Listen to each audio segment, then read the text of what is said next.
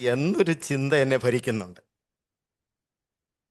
സുവിശേഷ വേല, വിശേഷാൽ പേഴ്സണൽ ഇവാഞ്ചലിസം, വ്യക്തിപരമായിരിക്കുന്ന സുവിശേഷ വേല.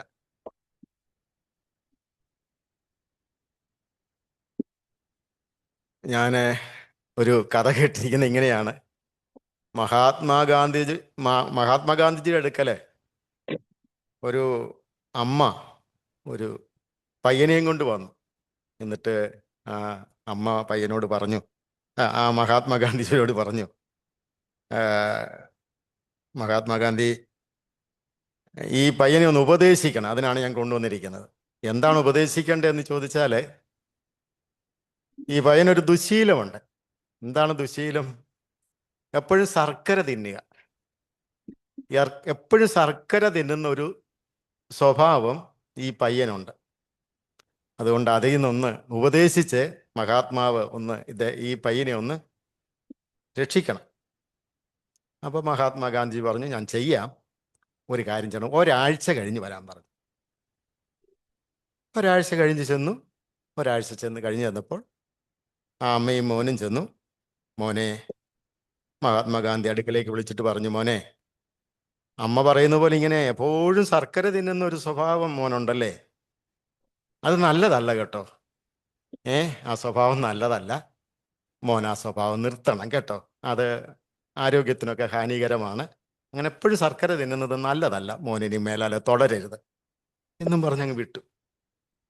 അപ്പൊ അമ്മയുടെ സംശയം, ഇത് പറയാനും നീ ഒരാഴ്ചത്തെ സമയം, അത് അന്നേ അങ്ങ് പറഞ്ഞ പോരെ, ഇത്രയും കാര്യം പറയാനും നിന്റെ ഒരാഴ്ചത്തെ ഒരുക്കം. അപ്പൊ അടുത്ത സംശയം അമ്മയ്ക്ക് ഗാന്ധിജിയോടായി. അമ്മ ചോദിച്ചു, അങ്ങ് ഈ ഒരു വാചകം പറയാനായിട്ട് അത് അന്നേ പറയാമായിരുന്നല്ലോ, എന്തിനാ ഈ ഒരാഴ്ചത്തെ സമയം എടുത്തിട്ട് പറഞ്ഞത്? അപ്പൊ മഹാത്മാഗാന്ധി പറഞ്ഞു, ഈ സ്വഭാവം എനിക്കും ഉണ്ടായിരുന്നു. ഇങ്ങനെ ശർക്കര തിന്നുന്ന ഒരു ദുശീലം എനിക്കുമുണ്ട്. അപ്പം അത് അരുത്, തെറ്റാണെന്ന് പറയണമെങ്കിൽ കുറഞ്ഞ പക്ഷം എന്ത് ചെയ്യണം? ഈ ഉപദേശിക്കുന്ന ഞാൻ അതിൽ നിന്ന് വിടുതലുള്ളവനായിരിക്കണം. അപ്പം ഞാൻ ഈ ഒരാഴ്ച കൊണ്ട് ഞാൻ ആ ശീലം അങ്ങ് മാറ്റി. ഇനി ഞാനത് ചെയ്യത്തില്ല. അതുകൊണ്ട് എനിക്ക് ധൈര്യമായിട്ട് ആരോടെയും ഈ കാര്യം ഉപദേശിക്കാനായിട്ട് പറ്റും. പേഴ്സണൽ ഇവാഞ്ചലിസം ഇഫക്റ്റീവായിട്ട് ചെയ്യണമെന്ന് പ്രസംഗത്തിൽ കൂടെയോ അനുഭവത്തിൽ കൂടെയോ ഒക്കെ പറയണമെങ്കിൽ എത്രത്തോളം യോഗ്യത എനിക്കുണ്ട്. അത് വലിയൊരു പ്രശ്നം തന്നെയാണ്. പിന്നെ പഠിച്ചത് പറയാം, പഠിച്ച കാര്യങ്ങൾ പറയാനായിട്ട് കഴിയും. അനുഭവത്തിൽ നിന്ന് പറയുന്നതും പഠിച്ചു പറയുന്നതും തമ്മിൽ വളരെ അന്തരവുമുണ്ട്. ഈ ഭാരം എനിക്കും ഉണ്ട് കേട്ടോ, അത് സത്യമാണ്. ബേഗുഡ്സാൻ പറഞ്ഞതുപോലെ 1975 നവംബർ മാസം 11 തീയതി ഉച്ച കഴിഞ്ഞ് ഏകദേശം ഒരു 3-3:30 ആയ സമയത്ത്, ലാസ്റ്റ് ബെല്ലിന് മുൻപ് 3-3:30 ആയപ്പോഴാണ് ഞാൻ കുവൈറ്റിലുള്ള ജോയ്ജോണിൻ്റെ പേര് മുൻപ് ശിവാനന്ദൻ എന്നായിരുന്നു, പിന്നീട് ഗസറ്റിലൊക്കെ പേര് കൊടുത്ത് വിവാഹത്തിന് ശേഷം ജോയ്ജോൺ ആക്കി. എന്നെയും പോൾ ജി നായർ എന്നൊക്കെ വിളിച്ചു, ഗോപിനാഥൻ, പോൾ ജി നായർ എന്നൊക്കെ വിളിച്ചെങ്കിലും ആരും അത് കണ്ടിന്യൂ ചെയ്യുന്നില്ല. അത് പിന്നെ ഞാൻ ഉള്ള പോലൊക്കെ പോട്ടെന്ന് കണ്ടു. അച്ഛൻ പറഞ്ഞു, ഒരു ക്രിസ്ത്യൻ നെയിം ഒക്കെ ഇടുന്നത് നല്ലതാണെന്ന്. പക്ഷെ ആരും അത് വിളിക്കുന്നില്ല, എനിക്ക് വലിയ നിർബന്ധമായും തോന്നിയില്ല. അപ്പോൾ ഞാൻ ഈ ജോയ്ജോൺ, അപ്പോൾ ഞാനും ഈ ജോയ്ജോൺ ഒരുമിച്ച് സ്കൂളിൽ പഠിച്ചതാണ്. ഒസൂരെ ജോയ്ജോൺ ഞാനും ഒരുമിച്ച് ബൈബിൾ കോളേജിൽ പഠിച്ചതാണ്.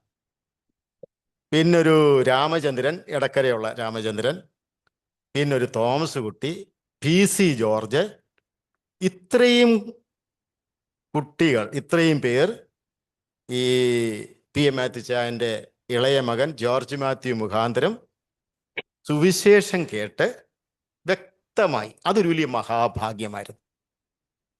അന്നത്തെ കാലഘട്ടം എന്ന് പറഞ്ഞാൽ അന്ന് ചുങ്കത്തറയിലേ ഉള്ളൂ ഹൈസ്കൂള്. ഞാൻ ജനിച്ചത് ചെങ്ങന്നൂരിനടുത്ത് പാണ്ടനാട് എന്ന് പറയുന്ന സ്ഥലത്താണ്. 2ാം ക്ലാസ് വരെ പാണ്ടനാട് അടുത്തുള്ള തിരുവൻവണ്ടൂർ എന്ന് പറയുന്ന സ്കൂളിൽ 2ാം ക്ലാസ് വരെ പഠിച്ചു. 3-ാം ക്ലാസ്സിലേക്ക് കയറിയപ്പോൾ എൻ്റെ അച്ഛനും അമ്മയും ഞങ്ങൾ 6 മക്കളും, 4 ആണും 2 പെണ്ണും, ഇളയ മോനാ ഞാൻ. ഞങ്ങൾ 6 മക്കളും അവിടെയുള്ള അല്പം സ്ഥലം ഉണ്ടായിരുന്നത് വിറ്റിട്ട് മലബാറിൽ ഒരുപാട് സ്ഥലം വാങ്ങാനായിട്ട് വന്നു. അങ്ങനെ കുറച്ച് സ്ഥലമൊക്കെ വാങ്ങി എല്ലാവരും ചെയ്യുന്നത് പോലെ കുടിയേറിയവരാണ്. അങ്ങനെ 3-ാം ക്ലാസ് മുതൽ ഞാൻ ഞങ്ങളുടെ വീടിൻ്റെ അടുത്തുള്ള ഒരു ചെറിയ സ്കൂളിൽ പഠിച്ച് 5-ാം ക്ലാസ് വരെ പഠിച്ചു. പിന്നെ 5-ന് ശേഷം അവിടെ പഠിത്തമില്ല, ക്ലാസ് ഇല്ല, 5 വരെയുള്ളൂ. 6-ാം ക്ലാസ്സും 7-ാം ക്ലാസ്സും എടക്കര സ്കൂളിൽ, അന്ന് എടക്കര സ്കൂളിൽ 7 വരെയുള്ളൂ, പിന്നീട് ഹൈസ്കൂളായത്. ബേക്കുടിച്ചാനൊക്കെ അറിയാം. ഹൈസ്കൂൾ ആ കാലഘട്ടത്തിൽ ബേക്കുടിച്ചാൻ്റെ വീടിൻ്റെ അടുത്തുള്ള മണിമൂളിലുണ്ട്. ഹൈസ്കൂൾ ഉണ്ടെന്ന് തോന്നുന്നല്ലേ, മണിമൂളിലുണ്ട്. പിന്നുള്ളത് ആ ചുറ്റുപാടിൽ ചുങ്കത്ര എന്ന് പറയുന്ന സ്ഥലത്തേ ഉള്ളൂ. ഞാനും ജോർജ് മാത്യുവും പരിചയപ്പെടുന്നത് ഈ എടക്കര സ്കൂളിൽ 6-ാം ക്ലാസ് മുതലാണ്. 6-ാം ക്ലാസ് മുതൽ പരിചയപ്പെട്ടിട്ട് 7-ാം ക്ലാസ്സിൽ നിന്ന് ജയിച്ച് പല സ്ഥലങ്ങളിലുള്ള കുട്ടികളാണ് ഈ ചുങ്കത്രയിലേക്ക് വരുന്നത്. കാരണം പിന്നെ സമീപത്തെല്ലാം ഹൈസ്കൂൾ പിന്നെ ഉണ്ടായി, ആ കാലഘട്ടത്തിലില്ല. അപ്പൊ എനിക്ക് ഈ ശിവാനന്ദനും ഒക്കെ എടക്കര സ്കൂളിൽ പഠിച്ചല്ല, അവരൊക്കെ ഉപ്പട സ്കൂളിൽ വേറെ സ്കൂളിൽ പഠിച്ചതാണ്. ഈ ജോർജ് മാത്യുവുമായിട്ട് ഞാൻ വളരെ അങ്ങ് അടുത്തു 6-ാം ക്ലാസ് മുതൽ. അപ്പൊ ഈ പിരിയുമ്പോൾ ജോർജ് മാത്യു ഞാനും പിരിയുന്നു എന്നുള്ളതായിരിക്കുന്ന വേദന എന്നെ വല്ലാതെ ഭരിച്ചായിരുന്നു. ജോർജ് മാത്യു ഭാഗ്യവശാൽ PM മാത്യു ചായൻ ചുങ്കത്ര MPM സ്കൂളിൽ കൊണ്ടുവന്ന് ജോർജ് മാത്യുവിനെ ചേർത്തു. എൻ്റെ മാതാപിതാക്കന്മാരും ഈ ചുങ്കത്ര MPM സ്കൂളിൽ ചേർത്തു. അപ്പോൾ ഒരേ സ്കൂളിലായി. ഇനി ഒരു ക്ലാസ്സിൽ വരണമെന്നെങ്കിൽ ദൈവം അതിനൊരു പദ്ധതി ഒരുക്കി. എന്താണെന്നറിയാവോ? ആൽഫാബറ്റിക് ഓർഡറിൽ. അന്ന് ഡിവിഷനൊക്കെ ഒരുപാടുണ്ട്, കാരണം ചുറ്റുപാടൊന്നും ക്ലാസ് ഇല്ലല്ലോ. ABCD G ഒക്കെ ഡിവിഷൻ, GF അത്രയും ഡിവിഷനൊക്കെ ഉണ്ട് അന്നൊക്കെ. കാരണം സമീപത്തൊന്നും ഹൈസ്കൂളുകളില്ല. അപ്പോൾ G എന്ന അക്ഷരമുള്ളവരെല്ലാം എന്ത് ചെയ്തു? G ഡിവിഷനിലേക്ക് മാറ്റി. പിന്നീടാണ് ബാക്കി. അതാണ് ഈ ജോർജ് മാത്യു, PC ജോർജ്, ജോർജ് തോമസ്, മാക്സിമം ജിക്കാരെല്ലാം ഒരു ക്ലാസ്സിൽ വന്നു. അപ്പോൾ അതുവരെ ഒത്തു. ഇനി ഞങ്ങൾ ഒരു ബെഞ്ചിൽ ഇരിക്കാനായിട്ട് സാധിക്കില്ല. കാരണം എന്ന് പറഞ്ഞാൽ ഞാൻ ഇച്ചിരി നീളം കുറഞ്ഞ ആളാണ്. ജോർജ് മാത്യു എന്നെ കൂടെ ഒരല്പം കൂടെ നീളമുണ്ട്. അപ്പൊ ഞാൻ ഏറ്റവും ഫ്രണ്ടിൽ, പഠിച്ചാലും പഠിച്ചില്ലെങ്കിലും ഏറ്റവും നീളം കുറഞ്ഞ ഒരു ഫ്രണ്ടിലും അല്ല, പഠിക്കുന്നവരെല്ലാം മുമ്പിൽ ഇരുന്നത്. അത്യാവശ്യമൊക്കെ പഠിക്കുമായിരുന്നു കേട്ടോ, അങ്ങനെ മോശമൊന്നും അല്ലായിരുന്നു. എൻ്റെ നേരെ പുറകിൽ ജോർജ് മാത്യു, ഞാനും ശിവാനന്ദനൊക്കെ ഒരേ ബെഞ്ച്. ഇങ്ങനെ ബാക്കിലായിട്ട് ഏറ്റവും നീളമുള്ളവർ അങ്ങേറ്റവും ബാക്കിൽ. അപ്പം ജോർജ് മാത്യു എന്ത് ചെയ്യുന്നറിയോ? ഗിദിയോൺസ് ഇന്റർനാഷണലിന്റെ ഒരു ന്യൂ ടെസ്റ്റ്മെന്റ് ഉണ്ട്. ആ ന്യൂ ടെസ്റ്റ്മെന്റ് ഈ ബുക്കിന്റെ ഇടയിൽ ഇങ്ങനെ വെച്ച് ഇലാസ്റ്റിക് ഒക്കെ ഇട്ട് ഇങ്ങനെ മുറുക്കി, ഇന്നത്തെ പോലെയുള്ള കാലഘട്ടമൊന്നും അല്ലല്ലോ, വരും. എന്നിട്ട് ഈ ന്യൂ ടെസ്റ്റ്മെന്റ് എടുത്ത് ക്ലാസ്സുകളൊക്കെ പലപ്പോഴും ഇല്ല, നല്ല പഠിപ്പീരില്ല, മിക്കവാറും സമരവും ബഹളവും ഒക്കെയാണ്. ടീച്ചേഴ്സ് ഒന്നും ചില ക്ലാസ്സിലൊന്നും വരത്തില്ല, വെറുതെ ബഹളം വെച്ചുകൊണ്ടിരിക്കും. ഈ സമയത്ത് ജോർജ് മാത്യു ചെയ്യും, ഈ ബൈബിൾ ന്യൂ ടെസ്റ്റ്മെന്റ് എടുത്തിട്ട് ഞങ്ങളോട് ഇങ്ങനെ സുവിശേഷം. ഇന്റർവെൽ ടൈമിൽ എന്ത് ചെയ്യും ജോർജ് മാത്യു? അവിടെ അടുത്ത് ചുങ്കത്ര MPM സ്കൂളിന്റെ ചുറ്റുപാടൊക്കെ റബ്ബർ തോട്ടങ്ങളാണല്ലോ. ആ റബ്ബർ തോട്ടത്തിൽ ഏതെങ്കിലും ഒരു റബ്ബറിന്റെ ചോട്ടിൽ കൊണ്ടുപോയി ഞങ്ങളെ ഇരുത്തിയിട്ട് അവിടെ വെച്ച് സുവിശേഷം പറയും.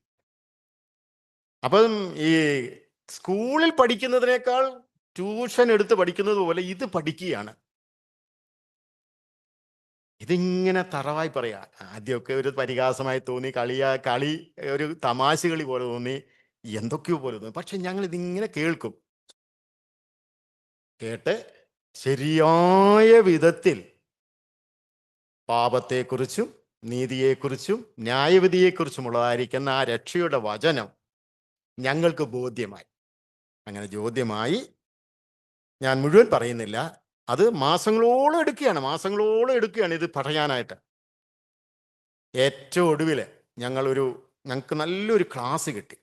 അതിന് ജോർജ് മാത്യു പ്രേരിപ്പിച്ചത് എനിക്ക് മനസ്സിലാക്കാൻ കഴിഞ്ഞത്, അന്ന് NYF എന്ന് പറഞ്ഞ ഒരു ക്യാമ്പ്, ഒരു സംഘടനയുണ്ട്, നിലമ്പൂർ യങ്സ്റ്റേഴ്സ് ഇവാഞ്ചലിക്കൽ ഫെലോഷിപ്പ്. അതാണ് NYEF. അന്ന് എനിക്ക് YME ബാലസംഘം ഏതപ്പ അങ്ങനെ ഒരു കാലഘട്ടമായിരുന്നു എനിക്കന്ന്. അപ്പൊ ഈ NYF ക്യാമ്പില് ഒരു തീരുമാനമുണ്ടെന്നോ എന്തോ അങ്ങനെ കേട്ടത്. ഒരു വ്യക്തി, ഒരു ഒരു ഒരു രക്ഷിക്കപ്പെട്ട ഒരു ദൈവ പൈതൽ ഒരു വർഷത്തിൽ ഒരാളെയെങ്കിലും എന്ത് ചെയ്യണം? കർത്താവിന് വേണ്ടി നേടണം. ആ വെല്ലുവിളി ഏറ്റെടുത്തുകൊണ്ടാണ് ജോർജ് മാത്യു നാണമില്ലാതെ ഈ കാര്യം ഞങ്ങളോട് പറയുന്നത്. അങ്ങനെ ഞങ്ങൾ രക്ഷിക്കപ്പെട്ടു. ചുരുക്കി പറയട്ടെ, രക്ഷിക്കപ്പെട്ട് വീട്ടിൽ പോകുന്നത്, ഈ ശിവാനന്ദൻ എന്ന് പറയുന്ന ഈ വ്യക്തി വീട്ടിൽ പോകുന്നത് ഭയങ്കര സന്തോഷത്തിലാണ്. ഞങ്ങളിങ്ങനെ നടന്നാ പോകുന്നത്. ചുങ്കത്ര സ്കൂൾ വിട്ടാൽ പിന്നെ പോത്തൻ്റെ നമ്മുടെ ജോണിക്കുടിച്ചാൻ്റെ വീടിൻ്റെ ആ സൈഡിൽ കൂടെയുള്ള റോഡേ കൂടി ഇങ്ങനെ, റോഡൊന്നുമില്ല, ഒരു നടപ്പാത, ഓടിച്ചാടി. അന്നത്തെയൊക്കെ ഒരു ജീവിതമല്ലേ ആ കാലഘട്ടമൊക്കെ. ശിവാനന്ദൻ അങ്ങ് പോണം. ഈ ചുങ്കത്രയെന്ന് ഉപ്പട എന്ന് പറയുന്നത്, ചുങ്കത്ര സ്കൂളും ഉപ്പട എന്ന് പറയുന്നിടത്താണ് ശിവാനന്ദൻ. ചെമ്പൻകൊല്ലി, ഉപ്പടയല്ല, ചെമ്പൻകൊല്ലി അന്നത്തെ സ്ഥലത്തിന്റെ പേരാ. അത് തമ്മിലുള്ള ഡിസ്റ്റൻസ് എന്ന് പറയുന്നത് എനിക്ക് തോന്നുന്നത് ഒരു 10-12 കിലോമീറ്റർ കാണുമോ എനിക്ക് തോന്നുന്നത് കേട്ടോ. ഇത്രയും കിലോമീറ്റർ നടന്നാണ് സ്കൂളിൽ പോയി വരുന്നത്. ഉച്ചയ്ക്ക് വല്ലതും കഴിക്കാനുണ്ടോ? ഇല്ല. രാവിലെ വല്ലതും കഴിച്ചിട്ടാണോ വരുന്നത്? അതുമല്ല. വൈകിട്ട് ഓടിച്ചെന്ന് വീട്ടിൽ ചെന്നാൽ വല്ലതും കഴിക്കാനുണ്ടാവോ? തദൈവ. അങ്ങനെ ഒരു കാലഘട്ടം. ഇന്ന് നമ്മുടെ പിള്ളേർക്ക് KFC ബർഗറും മാക്ഡൊണാൾഡും ഒക്കെ കഴിക്കുമ്പോൾ അന്ന് കട്ടൻ കപ്പ പോലും തിന്നാനില്ലാത്ത ഒരു കാലഘട്ടം. അങ്ങനെ ഒരു കാലഘട്ടമായിരുന്നു. ശിവാനന്ദൻ ഓടിച്ചെന്നിട്ട് എനിക്ക് വലിയൊരു സംഭവം സംഭവിച്ചു എന്നൊക്കെയാണ് പറയുന്നത്. വീട്ടിൽ ചെന്നിട്ട് എൻ്റെ ജീവിതത്തിൽ എനിക്ക് വലിയൊരു സംഭവമൊക്കെ സംഭവിച്ചു എന്നൊക്കെയാണ് ശിവാനന്ദൻ പറയുന്നത്. കാരണം ശിവാനന്ദൻ അത്രയും സ്വാതന്ത്ര്യമുണ്ട്. എനിക്ക് വലിയ സ്വാതന്ത്ര്യമില്ല. ഞാൻ ഇച്ചിരിയുടെ പൊങ്ങി ഒരാളായതുകൊണ്ട് ഇല്ല, എനിക്ക് പേടിയാണ്. എനിവേ ജോർജ് മാത്യു പറഞ്ഞു, നിങ്ങൾ ഡിസംബർ വെക്കേഷനിൽ ഒരു ക്യാമ്പുണ്ട്. അന്ന് NYF ഒന്നും എനിക്ക് അന്ന് പിന്നീട് അറിയുന്ന കാര്യം ഇത്. ക്യാമ്പുണ്ട്, ആ ക്യാമ്പിന് വരണം. ആ ക്യാമ്പിന് വരണമെന്ന് പറഞ്ഞു. ഓക്കെ, ഞങ്ങൾ വരാം. ഞാൻ വീട്ടിൽ പോയി പറഞ്ഞു, അമ്മേ ഇങ്ങനെ, അച്ഛനോടൊന്നും അത്ര പറയില്ല, ഇങ്ങനെ ഒരു ക്യാമ്പുണ്ട്, നല്ല കാര്യങ്ങളൊക്കെ പഠിപ്പിക്കുന്നതാണ്, വെറുതെ വീട്ടിലിരിക്കല്ലേ അമ്മേ, പോകട്ടെ. എനിക്കറിയാം ബൈബിൾ ആണൊക്കെ അറിയാം, പക്ഷെ ഒച്ചിരി ഒരു വ്യാജഭാവം കാണിച്ചെന്നറിയാമോ. എനിക്കിത് വേണമെന്നുകൊണ്ട് വീട്ടിൽ തുറന്നു പറഞ്ഞാൽ ഉണ്ടാകുന്ന ബുദ്ധിമുട്ട് ഓർത്തിട്ട് ഇച്ചിരി ഞാൻ താളം തെറ്റിയൊക്കെ പറഞ്ഞു. എനിവേ വിട്ടു. പള്ളിക്കുത്ത് സഭയിലാണ് ആദ്യത്തെ ക്യാമ്പ് ഞാൻ വരുന്നത്. പള്ളിക്കുത്ത് ബ്രദർ സഭ ക്യാമ്പൊക്കെ കഴിഞ്ഞു. ഒരു സാക്ഷ്യം പറയണമെന്ന് പറഞ്ഞു. ജോർജ് മാത്യു പറഞ്ഞു ക്യാമ്പിന്റെ ലാസ്റ്റ് ഡേയ്സ്. അപ്പൊ ഞാൻ പറഞ്ഞു, ഞാനെന്ന് പറയുമ്പോൾ ഞങ്ങളോട് ഈ ശിവാനന്ദനൊക്കെ ഉണ്ട്. ഞങ്ങൾ പറഞ്ഞു, എങ്ങനെയാ ജോർജ് കുട്ടി പറയുന്നത്, എനിക്കറിയില്ല സാക്ഷ്യം. അപ്പോൾ പറഞ്ഞാൽ മതി, നിങ്ങൾ രക്ഷിക്കപ്പെട്ട വിധവും എങ്ങനെയാണ് രക്ഷിക്കപ്പെട്ടത് അതിൻ്റെ മുഖാന്തരങ്ങളൊക്കെ പറഞ്ഞ് ഞങ്ങൾ ഇന്ന് രക്ഷിക്കപ്പെട്ട ഒരു ദൈവപൈതലാണ്. അപ്പോൾ അതെല്ലാം പറഞ്ഞ് മനസ്സിലാക്കിയിട്ടുണ്ട്. റോമാലേഖനം 10-ാം അധ്യായം 9-ാം വാക്യം പ്രകാരം രക്ഷിക്കപ്പെട്ട് കഴിഞ്ഞപ്പോൾ ഇപ്പോൾ നിങ്ങൾ ആരാണ്? 1 യോഹന്നാൻ 3:1 കാൺമീൻ നാം ദൈവമക്കളെന്ന് വിളിക്കപ്പെടുവാൻ ഇപ്പോൾ നിങ്ങൾ ദൈവമക്കളാണ് എന്നൊക്കെ ഉള്ളതായിരിക്കുന്ന ആ ഫോളോ അപ്പ് വർക്കൊക്കെ അത്യാവശ്യമൊക്കെ തന്നു. ക്യാമ്പ് കഴിഞ്ഞ് പോകുമ്പോൾ ഒരു ബൈബിൾ ബേബി കുടിച്ചാൻ ഓർക്കൊന്നും അറിയുന്നില്ല.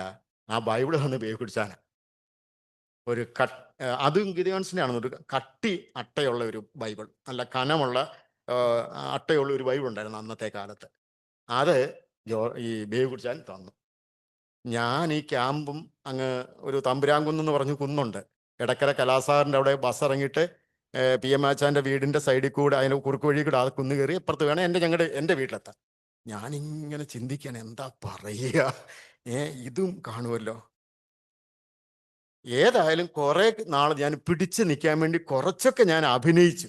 ഞാൻ പറഞ്ഞു, ഇത് ഒരാൾ തന്നതാണ്, ഇത് ബൈബിളാണെങ്കിൽ ബൈബിൾ, ഇപ്പം ഞാനിപ്പോൾ എന്ത് ചെയ്യാനാ, അതിപ്പോൾ എൻ്റെ തെറ്റൊന്നും അല്ലല്ലോ. അങ്ങനെയൊക്കെ പറഞ്ഞു. എന്നാലും എന്നോട് പറഞ്ഞു, അപ്പം ഞാൻ ഏറ്റവും വീട്ടിലെ ഇളയ ആളായതുകൊണ്ട് ഞാനും എൻ്റെ താഴെ ഒരു പെങ്ങളും ഉണ്ട്. ഞങ്ങൾ രണ്ടുമാണ് കുളിച്ച് കുറിയൊക്കെ തൊട്ട് പിന്നെ നിലവിളക്ക് കൊളുത്തി അതിൻ്റെ മുമ്പിലിരുന്ന് നാമം ചൊല്ലും. അത് നായന്മാരുടെ വീടുകളിലൊക്കെ ഉള്ള ഒരു കാര്യമാണ്, ഒരു കുടുംബ പ്രാർത്ഥന. അത് ഇന്ന് ചെന്നാലും പാണ്ടനാട് ഭാഗങ്ങളിൽ ഞങ്ങളുടെ ഭവനങ്ങളിൽ ഉണ്ട്, നായന്മാരുടെ കുടുംബങ്ങളിൽ അതുണ്ട്. എന്നാൽ പാണ്ടനാട് ഭാഗങ്ങളുള്ള ബ്രദറൻ കുടുംബങ്ങളിൽ അതൊന്നും എന്നേ പോയി. അത് അങ്ങനെ ഒരു കുടുംബ പ്രാർത്ഥനയുണ്ട്. അപ്പം ഇതെല്ലാം ഞാൻ ചെയ്യും എന്നറിയാവോ. ഇത് ചെയ്ത് അവസാനം എൻ്റെ നേരെ ജ്യേഷ്ഠൻ കണ്ടുപിടിച്ചു, ഇവൻ്റെ പരിപാടി പോക്കൊക്കെ വേറെ എങ്ങോട്ടോ ആണ്. അപ്പൊ ജോർജ് മാത്യു എന്നോട് പറയും, ഞായറാഴ്ച ഉച്ച കഴിഞ്ഞ് വരണം. ഉച്ച കഴിഞ്ഞാണ് NYF-ന്റെ ഈ ശാഖാ മീറ്റിംഗ്. അപ്പൊ അവിടെ ചെന്ന പാട്ട്, പ്രാർത്ഥന, ഇന്നത്തെ ബാലസംഘത്തിന്റെ ഒരു പതിപ്പാണ്. ഇന്നത്തെ ബാലസംഘത്തിൽ വേദവിജ്ഞാനം, വേദപരിചയം, വാക്യപരിചയം, single song, group song, song ഇതൊക്കെ ഉണ്ടല്ലോ. അതിൻ്റെ ഒരു മെത്തേഡാണ് ഈ NYF. അപ്പം ഇടയ്ക്കര സഭയിൽ തന്നെ ആരാധന കഴിഞ്ഞിട്ട് ഇതുണ്ടാകും. പിരിഞ്ഞു പോകുമ്പോൾ ഒരു ചായയും ഒരു ബോണ്ടായോ എന്തെങ്കിലും കിട്ടും, അല്ലെ ഒരു പരിപ്പോടെ പഴംപൊരി, എന്തെങ്കിലും ഒരു കടി, ഒരു ചായയുണ്ട്. എനിക്ക് അതും ഒരു വലിയ കാര്യമാണ്. ഈ ഈ ബോണ്ടായ ഒരു ചായയും കിട്ടുക എന്ന് പറയുന്നത് അതൊഴിവാക്കാൻ പറ്റത്തില്ല. അതും ഇതിനോട് ഈക്വലാണ് എനിക്ക്. അതൊക്കെ അങ്ങനെയൊക്കെ പോയി പിന്നെയും ക്യാമ്പിന് പോവും. ചുരുക്കി പറയട്ടെ, വേവികുടിച്ചാൻ നന്നായിരിക്കുന്ന അവസാനം എൻ്റെ ജ്യേഷ്ഠനെ പറഞ്ഞു, അവസാനം ഗത്യന്തരം ഇല്ലാതെ. അപ്പൊ എന്നെ സിനിമയ്ക്ക് വിളിക്കും, ഞാൻ പോകത്തില്ല. അപ്പൊ എന്തോ ഒരു പ്രശ്നം വന്ന് ഒടുവിൽ ഞാൻ സഖി കേട്ടിട്ട് പറഞ്ഞു, നിങ്ങൾ പറയുന്നത് ശരിയാണ്, ഞാൻ ഇന്നൊരു ക്രിസ്ത്യാനിയാ. ഇത്രയും കാലം നിങ്ങളോടത് പറഞ്ഞാൽ നിങ്ങൾ എന്നെ ഉപദ്രവിക്കുക എന്നുള്ളതായിരിക്കുന്ന പേടികൊണ്ട് ഞാൻ ഇത്രയും നാളും നിലവിളക്ക് കൊളുത്തിയത്, നാമം ജപിച്ചതൊന്നും എൻ്റെ ഹൃദയത്തിൽ നിന്നല്ല, നിങ്ങളെ ബോധ്യപ്പെടുത്താൻ ചെയ്തതാണ്. ജ്യേഷ്ഠൻ അങ്ങോട്ട് അപ്പൊ തന്നെ അകത്ത് പോയി വേവികുടിച്ചാൻ തന്ന ബൈബിൾ ഇങ്ങോട്ട് കൊണ്ടുവന്ന് വലിച്ചു കീറി.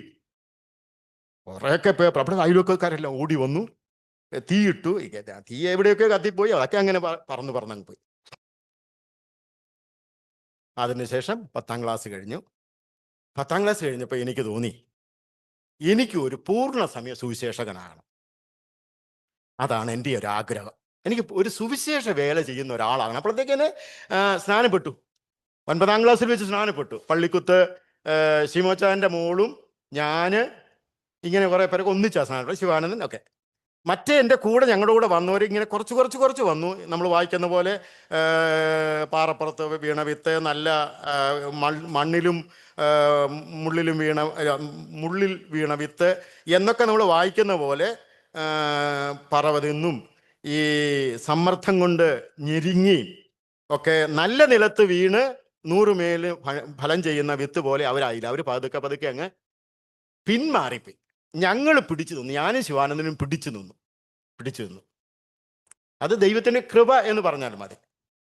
അങ്ങനെ ഞങ്ങൾ പിന്നെ 10ാം ക്ലാസ് കഴിഞ്ഞ് ഞാൻ PM അച്ഛനോട് പറഞ്ഞു, അച്ഛാ എനിക്ക് കുമ്പനാട് ബൈബിൾ സ്കൂളൊന്നും ഞാൻ പറഞ്ഞില്ല, ഒരു ബൈബിൾ സ്കൂളിൽ പഠിച്ചിട്ട് എനിക്കൊരു പ്രവർത്തനത്തിലേക്ക് പോകണമെന്ന് പറഞ്ഞു. അപ്പോൾ PM അച്ഛൻ വേഗം തന്നെ കുമ്പനാട് ബൈബിൾ സ്കൂളിൽ, അന്നൊന്നും എനിക്കറിയില്ല, വിട്ടു. അന്ന് 1981 അത് കുമ്പനാട് ബൈബിൾ സ്കൂളിൻ്റെ നല്ല സത്താണ്. അന്ന് പറഞ്ഞാൽ വേവികുടിച്ചാൻ്റെ ഫാദറിലോ AK Varghese sir, OM Samuel sir, TK Samuel sir, MP John sir, even എനിക്ക് തോന്നുന്നത് KV സൈമൺ സാർ ഒഴികെ അന്നുള്ള പ്രഗത്ഭന്മാരുടെ ക്ലാസ്സാണ്. അതൊരു ടാബ്ലറ്റ് ആയിരുന്നു, അറിയാവോ? ഒരു പഠിത്തം തന്നെയായിരുന്നു ആ പഠിത്തം. അന്ന് വേറെ ഒരു ചിന്തയില്ല. പക്ഷേ കുമ്പനാട് സഭയിലാണ് ആരാധനയ്ക്ക് പോകുന്നത്, പിന്നെ കോട്ടേജ് മീറ്റിംഗ് വലിയ സംഭവമായിരുന്നു. പക്ഷെ പഠിത്തമെല്ലാം തീരാറായപ്പോഴത്തേക്ക് എൻ്റെ മനസ്സിലേക്കൊരു ചേഞ്ച്, പൂർണ്ണ സമയ വേലയ്ക്കൊന്നും പോകണ്ട, എന്തെങ്കിലുമൊക്കെ പഠിച്ചിട്ട്. ആ സമയത്ത് എൻ്റെ മൂത്ത ജ്യേഷ്ഠൻ മസ്കറ്റിലുണ്ട്. അപ്പം ജ്യേഷ്ഠൻ്റെ ഒരു കത്തും വന്നു, എടാ നീ നിൻ്റെ വിശ്വാസമൊന്നും വിടണ്ട, നീ പെന്തിക്കോസിലൊക്കെ നിന്നു, എടാ നീ ഈ പെന്തിക്കോസിനെ അവർക്ക് അറിയത്തുള്ളൂ, ഈ പെന്തിക്കോസുകാർ നിന്നെ വല്ലതും നോക്കുവോടാ, നിനക്ക് ബുദ്ധി വേണം, അവരെ നിന്നെ വല്ലതും ചെയ്യുവോ, കരുതുവോ, നീ വല്ല ജീവിക്കണ്ടടാ, നിനക്കൊരു ഭാവി ജീവിതമൊക്കെ വേണ്ടേ, നീ എന്തെങ്കിലുമൊക്കെ പഠിച്ച് ഒരു കാര്യം ചെയ്യുക, ഇങ്ങോട്ട് വരാൻ നോക്ക്, നിന്റെ വിശ്വാസം ഒന്നും നീ കളയണ്ട എന്ന് പറഞ്ഞൊരു കത്തൊക്കെ എനിക്ക് എഴുതി. അന്ന് കത്തൊക്കെയാണല്ലോ. എന്താ അതുകൊണ്ടോ ഇതുകൊണ്ടോ ഇവിടെ ബൈബിൾ കുറച്ച് പഠിച്ചപ്പോഴോ കുറച്ചുകൂടെ ഈ വിശ്വാസികളുടെ ഇടയിലേക്ക്, കുമ്പനാടെന്ന് പറഞ്ഞ നമ്മുടെ കേന്ദ്രമാണല്ലോ, റിട്ടൺ അല്ലെങ്കിലും ഒരു പറയുന്നത്, എന്തോ കണ്ടപ്പോൾ എനിക്ക് തോന്നി, എടാ ഈ പരിപാടികൾ പൂർണ്ണ സമയ വേലയ്ക്കൊന്നും പോകുന്ന അത്ര ഡീസൻ്റ് അല്ല. എന്തെങ്കിലും ഒരു ജോലി ചെയ്ത് ജോലിയോടുകൂടെ വേലയ്ക്ക് ചെന്നാൽ സമൂഹത്തിലൊരു ആദരവ് കിട്ടും, ഒരു ബഹുമാനം കിട്ടും എന്നുള്ള തീരുമാനത്തിൽ ഞാൻ എന്ത് ചെയ്തു, സ്കൂളിൽ പഠിക്കാൻ പോയപ്പോൾ പൂർണ്ണമായി വേല ചെയ്യണം എന്നുള്ള ചിന്തയിലാണ് പോയെങ്കിലും പഠിത്തം കഴിഞ്ഞപ്പോൾ എൻ്റെ മനസ്സൊക്കെ മാറി. അപ്പം ഞാനത് VU തോമാസാനോട് വന്നു പറഞ്ഞു, പി തോമസ് എനിക്ക് പ്രീ ഡിഗ്രി പഠിക്കണം. അപ്പം പി പി തോമാച്ചാൻ മർക്കഷുൽ ബിഷാറ KK അലവി മഞ്ചേരി. അപ്പം പുള്ളി പി തോമാച്ചാനും ഈ മർക്കഷുൽ ബിഷാറ KK അലവി എന്ന് പറയുന്ന ഒരു ഡോദറൻ മിഷണറി ഉണ്ട്. അവരുമായിട്ട് ഈ നമ്മുടെ പി യു തോമാച്ചാൻ എന്ന് പറയുന്ന ഒരു ദൈവദാസനെ നല്ല അടുപ്പമാണ്. അപ്പം എന്നെയും വിളിച്ചുകൊണ്ട് പി തോമാച്ചാൻ ഇവിടെയൊക്കെ മിക്കവാറും പോകും. അവിടെ ലൈബ്രറിയിലും അവിടെ വലിയൊരു പ്രസ്ഥാനമാണ് മഞ്ചേരി ഇപ്പം മലപ്പുറം ജില്ലയിലെ. അപ്പോൾ ഈ ലൂതർ ഈ KK അലവി അവരച്ഛനാണ്, ലൂതറുകാരാണല്ലോ. എന്നെ അങ്ങ് വല്ല ഇഷ്ടപ്പെട്ടു. അപ്പോൾ എന്നെക്കുറിച്ച് ഇങ്ങനെ ചോദിച്ചു. അപ്പോൾ പി തോമസിനോട് ചോദിച്ചത് അപ്പം അവന് എന്താ പ്രീ ഡിഗ്രി ഒക്കെ പഠിക്കണമെന്നൊക്കെ അവന് ആഗ്രഹമെന്ന് പറഞ്ഞു. എന്നൊരു കാര്യം ചെയ്തു, ഗോപിനാഥന് പ്രീ ഡിഗ്രി പഠിക്കാനുള്ള എല്ലാ ചെലവും ഞങ്ങൾ വഹിച്ചോളാം. അങ്ങനെ മഞ്ചേരിയിലെ ഒരു മനോമണി ടീച്ചർ അറിയില്ല, റെയിൽവേയിൽ മനോമണി ടീച്ചർ ഉണ്ടായിരുന്നു. ആ ടീച്ചറുടെ അടുത്ത് തന്നെയാണ് വേറൊരു അമ്മച്ചിയുണ്ട്. മനോമണി ടീച്ചർ മഞ്ചേരിയിലുണ്ടായിരുന്നത്. അതെ, ഓക്കെ. ആ ടീച്ചറുമായിട്ടുള്ള ബന്ധത്തിൽ വേറൊരു അമ്മച്ചി അവിടെ ഉണ്ടായിരുന്നു. ആ അമ്മച്ചിയുടെ വീട്ടിൽ പി തോമാച്ചാന് ആ അമ്മച്ചിയുടെ വീടുമായിട്ടൊക്കെ പരിചയമുണ്ട്. അവിടെ നിന്ന് ഞാൻ പഠിക്കുകയാണ്. സോറി, അവിടെ നിന്നല്ല പഠിക്കുന്നത്. അവിടെ നിന്ന പി തോമാച്ചനോട് ഞാൻ ഈ വേലയൊക്കെ ചെയ്യുന്നത്. വീട്ടിൽ നിന്നൊക്കെ വന്ന ആ അമ്മച്ചിയോട് കൊടുക്കുന്നത്. അവിടെ നിന്ന് പഠിക്കുകയല്ല. അന്നേരമാണ് മഞ്ചേരിയിൽ ഇങ്ങനെ. അപ്പൊ ജോയിച്ചാനോട് മലമ്പുഴയിലെ ജോയിച്ചാനോട് ഞാൻ ഈ കാര്യം പറഞ്ഞു. അപ്പൊ ജോയിച്ചാൻ പറഞ്ഞു, എന്നാ ഒരു കാര്യം ചെയ്യടാ, നീ വീട്ടിൽ വന്ന് താമസിച്ചു, നീ പഠിച്ചു എന്ന് പറഞ്ഞു. അപ്പം ബന്ധപ്പാടൊന്നുമില്ലല്ലോ, പ്രത്യേകിച്ച് ഭാരമൊന്നുമില്ല. എൻ്റെ എല്ലാ എക്സ്പെൻസും KK അലവി എന്ന് പറയുന്ന ലൂതർ അച്ഛൻ തരും. മാസം മാസം വന്ന് മേടിച്ചാൽ മതി. അങ്ങനെ മലമ്പുഴ ജോയിച്ചാൻ്റെ വീട്ടിൽ നിന്ന് പാലക്കാട് കോളേജ് പഠിക്കാൻ തുടങ്ങി. കുറേ നാൾ പോയപ്പോൾ ഞാൻ എല്ലാ മാസവും പോകും. KK അലവി അങ്കിളിൻ്റെ വീട്ടിൽ പോയിട്ട് എൻ്റെ ഫീസും ഈ എക്സ്പെൻസൊക്കെ ഇവിടെ വന്ന് കൊടുക്കണമല്ലോ, അതൊക്കെ കൊടുത്ത് ഞാൻ ഇങ്ങനെ സന്തോഷമായിട്ട് പോയിക്കൊണ്ടിരിക്കുമ്പോൾ ഒരു ദിവസം ചെന്നപ്പോൾ KK അലവി അങ്കിള് പറഞ്ഞു, ഗോപിനാഥ് ഇനി ഗോപിനാഥ് സഹായിക്കാൻ പറ്റത്തില്ല. കാരണം എനിക്കൊരു കംപ്ലൈൻറ്റ് വന്നിരിക്കുന്നു. ബ്രദറുകാരനായിരിക്കുന്ന ഗോപിനാഥനെ ലൂതറുകാരനായിരിക്കുന്ന KK അലവിക്ക് ഇങ്ങനെ പഠിപ്പിക്കണം എന്നത് എന്താ ഇത്ര നിർബന്ധം? അപ്പോൾ ഒരു കാര്യം ചെയ്യും, ബ്രദറുകാർ തന്നെ അങ്ങ് പഠിപ്പിച്ചോട്ടെ, ഞാൻ എന്ത് ചെയ്തിട്ടാ? ഇങ്ങനെ ഒരു വിഷയം വന്നപ്പോൾ പുള്ളി പറഞ്ഞു, അത് അങ്ങനെ ഒരു പേര് ദോഷം എനിക്ക് കേൾക്കണ്ട, അവരെന്തോ തെറ്റിദ്ധരിക്കുന്നതിനെ കുറിച്ച്. അപ്പം അങ്ങനെ വിട്ടു. അപ്പം ഞാനത് മലമ്പുഴ സഭയിൽ പറഞ്ഞു, പകുതിക്ക് വെച്ച്. അപ്പം ഞാൻ പിള്ളേരെ ട്യൂഷൻ പഠിത്തം തുടരുകയാണ്. ചെറിയ പിള്ളേരൊക്കെ ട്യൂഷൻ പഠിപ്പിച്ച്. അങ്ങനെ ഇരിക്കുമ്പോഴാണ് TK ശമേൽച്ചാൻ്റെ കൊച്ചുമോനൊരാള്, എനിക്കൊന്ന് വിദേശത്താണോ ബോംബെയാണോ, ഒരു TK ശമേൽച്ചാൻ്റെ കൊച്ചുമകൻ മകൻ ഒരാള് ഉണ്ട്. ആ മകന്റെ ബന്ധത്തിൽപ്പെട്ട ഒരു സഹോദരി ഈ സഭയിലുണ്ട്. മലമ്പുഴ സഭയിലെ അംഗമാണ് ആ സൗരി ഫാമിലി. അപ്പൊ അവർക്ക് എന്നെ നല്ലോണം അറിയാം. അവര് പറഞ്ഞു, ഈ വിഷയമെല്ലാം അറിഞ്ഞിട്ട് അവർ ഈ കാര്യങ്ങൾ പറഞ്ഞപ്പോൾ ഈ TK ശമേൽച്ചാൻ്റെ മകൻ ഇങ്ങനെ പറഞ്ഞേ, എൻ്റെ മകനോ നന്നായി പഠിക്കുന്നില്ല, എന്നാൽ പഠിക്കുന്ന ഒരു വ്യക്തിയെങ്കിലും പഠിപ്പിച്ചേക്കാം, ഗോപിനാഥൻ്റെ പഠിത്ത ചെലവ് ഞാൻ വഹിച്ചോളാം എന്ന് പറഞ്ഞ് അദ്ദേഹം എന്നെ കണ്ടിന്യൂ ചെയ്തു. അങ്ങനെ പഠിച്ചൊക്കെ ഇരിക്കുമ്പോഴാണ്, പക്ഷെ അപ്പോഴും എനിക്ക് വേല ചെയ്യണം എന്നുള്ളൊരു ചിന്ത എന്നെ ഇങ്ങനെ അത് ഞാൻ ജോയിച്ചാനോട്, ജോൺ വർഗീസ് അച്ഛനോട് പറയുന്നുമുണ്ട്. ചോദിച്ചാൽ എനിക്കിതാണ് എനിക്ക് താല്പര്യം. നീ ഇങ്ങനെ മാറി പറഞ്ഞാൽ അങ്ങനെ, അത് മാറി എന്ന് പറഞ്ഞാൽ അച്ഛാ എനിക്കത് ശരിക്കും കർത്താവിൻ്റെ വിളിയുണ്ടോ എന്ന് തെളിയുന്നും വരുന്നില്ല. ഇതെങ്ങനെയാ വിളി ഉണ്ടാകുന്നത്? എനിക്ക് എൻ്റെ ഒരു ആഗ്രഹം അത് തന്നെയാണ് എന്ന് പറഞ്ഞു. ഞാനെപ്പോഴും സുവിശേഷ വേലയൊക്കെ ചെയ്യും, എല്ലാവരുടെ കൂടെ വേലയ്ക്ക് പോകും, ഇങ്ങനെ വ്യക്തിപരമായ സുവിശേഷ വേലയ്ക്ക് ദേവദാസന്മാരുടെ കൂടെ പോകും. അങ്ങനെ ഇരിക്കുന്ന സമയത്താണ് ഈ Coimbatore south India Baptist Bible, ഇന്ന് ആ കോളേജിൽ പോയി കാണുന്നവർക്ക് അതൊരു സെമി യൂണിവേഴ്സിറ്റി പോലെ. ആ കോളേജിലെ ഒരു ജോയിച്ചാൻ്റെ റിലേഷനിൽപ്പെട്ട ഒരാൾ അവിടെ പഠിപ്പിക്കുന്നുണ്ട്. അദ്ദേഹം ഇവിടെ വന്നു യാദർച്ഛ്യ. അപ്പം എന്നെ പരിചയപ്പെട്ടു. ജോയിച്ചാനോട് ചോദിച്ചു, ഗോപിനാഥനെ കുറിച്ചുള്ള ലക്ഷ്യം എന്താ? അപ്പോൾ ജോയിച്ചാൻ പറഞ്ഞു, ഇങ്ങനെയൊക്കെ അവൻ പറയുന്നുണ്ട്, അവന് സുവിശേഷ വേലയ്ക്ക് ഇറങ്ങണമെന്നൊക്കെ പറയുന്നുണ്ട്, പക്ഷെ അവനിങ്ങനെ ഒരു ചാഞ്ചാടി നിൽക്കുന്ന ഒരു രീതിയാണ്, പക്ഷേ അവൻ സുവിശേഷ വേല ചെയ്യാൻ യോഗ്യനാണെന്നൊക്കെ ഞങ്ങൾക്ക് ബോധ്യമുണ്ട് എന്ന് പറഞ്ഞു. അപ്പം ജോസഫ് ചാൻ എന്ത് ചെയ്തു, എന്നെ വിളിച്ചിട്ട്, ഗോപിനാഥ് സാറേ എന്താ ലക്ഷ്യം? അപ്പം ഞാൻ പറഞ്ഞു, സാറേ അച്ഛാ ഇങ്ങനെയാണ് കാര്യം. അന്ന് ഞാൻ സാറേ എന്നൊന്നുമല്ല ഇരിക്കുന്നത്. ജോസഫ് അച്ഛാ ഇങ്ങനെയാണ് കാര്യം, ഇങ്ങനെയൊക്കെയാണ് എൻ്റെ. ഒരു കാര്യം ചെയ്യേ, ഗോപിനാഥ് സാറിന് കാര്യം ചെയ്യേ, ഇപ്പോൾ കോളേജിലേക്ക് പോകും. അതിന് ഇപ്പോൾ ഒരു സ്കോളർഷിപ്പ് കിട്ടില്ല. കോളേജിൻ്റെ ആരംഭ സമയം ഇപ്പം എന്ന് പറഞ്ഞാൽ ഇപ്പം മുഴുവൻ ഫീസ് കൊടുത്തെങ്കിലും അവിടെ പഠിക്കാൻ പറ്റുള്ളൂ. അങ്ങനെ ഞാൻ അവിടെ പോയി വീണ്ടും സിസ്റ്റമാറ്റിക്കലായിട്ട് കുമ്മനാട്ടെ പഠിത്തം കഴിഞ്ഞ് 4 വർഷം അവിടെ പഠിച്ചു.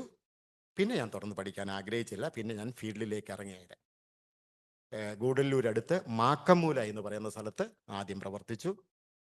അവിടെ ഒരു നല്ലൊരു സഭയും സഭാഹാളും അനുബന്ധ സൗകര്യങ്ങളൊക്കെ ഉണ്ടായി. പിന്നെ ഞാൻ വളർന്ന സ്ഥലമായ കരുന്നിച്ചയടുത്ത് പാലേമാട്, അല്ല അതിനു മുമ്പ് അകമ്പാടം എന്ന് പറയുന്ന ഒരു സ്ഥലത്ത്, ഇപ്പോൾ പാലേമാട് എന്ന് പറയുന്ന സ്ഥലത്ത്, ഇവിടെ എല്ലാം നല്ലൊരു കൂടിയവരും പിന്നെ ബാലസംഘത്തിൻ്റെ ടീച്ചേഴ്സ് ട്രെയിനിങ് ക്ലാസ്, അത് കൊച്ചിയിലെ എബ്രഹാം തോമസ് മുഖാന്തരം ഒരു കോഴ്സ് പഠിച്ചു. എങ്ങനെയാണ് കുട്ടികളുടെ ഇടയിൽ മിനിസ്റ്റർ ചെയ്യാൻ പറ്റുന്നത്. ഞാൻ ബാലസംഘത്തിലൊക്കെ സജീവമാണ്. അങ്ങനെ നിന്നു.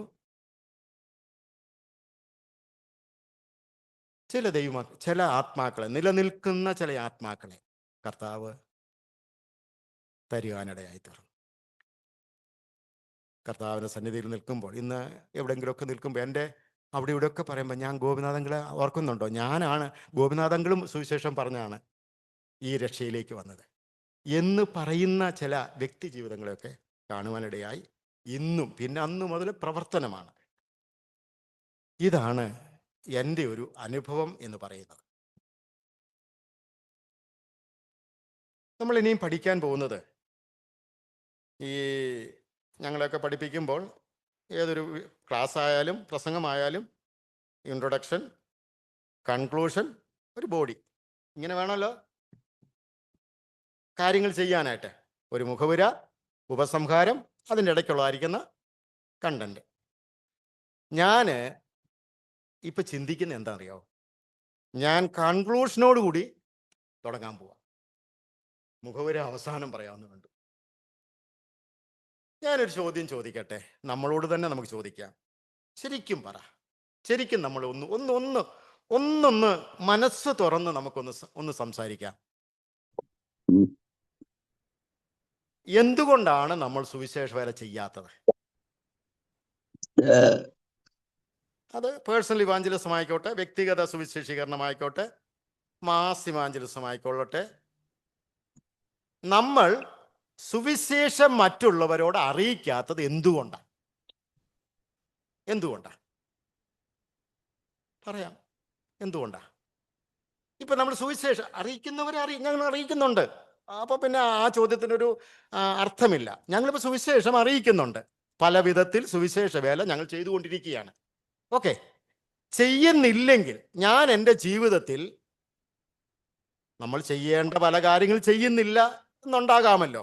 ഇപ്പോൾ രക്ഷിക്കപ്പെട്ട ഒരു ദൈവവേദന്റെ ഒഴിച്ചുകൂടാൻ പറ്റാത്ത ഒരു കാര്യമാണ് പ്രാർത്ഥന, ദൈവവചന വായന, പിന്നെ സാക്ഷ്യ ജീവിതം, മാതൃകയോടെ കൂടി നടക്കുക. ഇതൊക്കെ ഒഴിച്ചുകൂടാൻ പറ്റാത്ത ഒരു കാര്യമാണ്.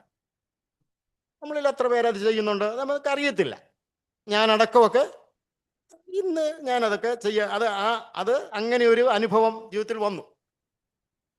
ഇതുപോലെ ഇത്ര വലിയ രക്ഷയെ ഗണ്യമാക്കാതെ പോയാൽ എങ്ങനെ തെറ്റിയൊഴിയും എന്ന് നമ്മൾ വേറൊരാളോട് ചോദിക്കണമെങ്കിൽ ഇത്ര വലിയ രക്ഷയെ ആ വ്യക്തിയോട് പറയണം. എന്നിട്ടല്ലേ ചോദ്യം ചോദിക്കാൻ പറ്റുള്ളൂ.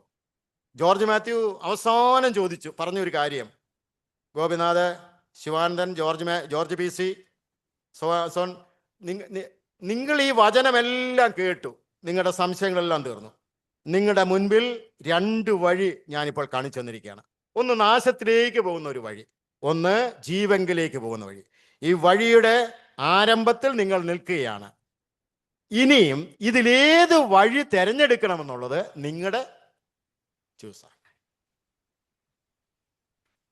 അത് ഞാനത് നിർബന്ധിക്കുന്നു. ജോർജ് മതി അങ്ങനെയൊക്കെ ഞങ്ങളോട് പറഞ്ഞു, ഞാൻ നിർബന്ധിക്കുന്നു എന്ന് പറഞ്ഞാൽ എങ്ങനെ നിർബന്ധിക്കുന്നു?